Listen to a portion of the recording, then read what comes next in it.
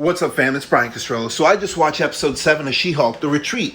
And this is definitely better than the last episode. Now, I didn't really care for just Jen, the wedding episode. It was, like I said, you'll see in my past video, I thought it was boring.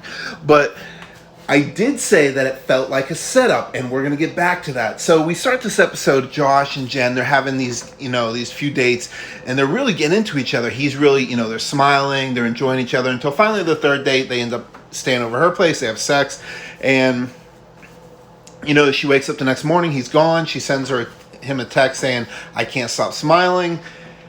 And she keeps checking her texts, and he's not returning it. So, what is going on? She's looking at work. He's not returning it. Did something happen to him? Is he hurt? Then all of a sudden, she gets a call from the Abomination's parole officer. And I guess his monitor isn't working. So he needs to go up there, and he wants her to go with him.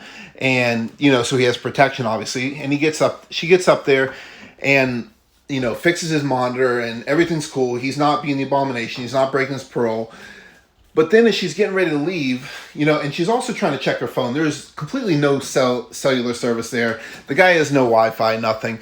And out of nowhere, this Matador comes and throws this bull right onto her car, destroys the car. That scene made me jump. I don't know about you guys, but if you guys jumped, I want to know.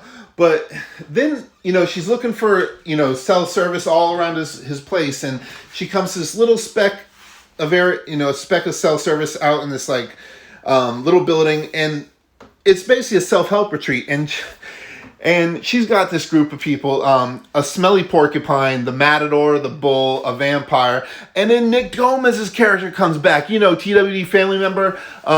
Good to see him back. The guy who jumped Jen and tried to get her blood in the alley, well, he's back, and they're kind of, and the Abomination, Emil Blonsky, he's basically holding a self-help retreat, and this group becomes Jen's friend now.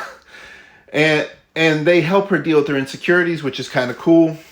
And I actually enjoyed the self-help scene. It was kind of funny. It made me smile. Especially when the porcupine dude took off his mask and everybody's like, ugh, can you clean that? Basically saying he smelled, which was kind of funny.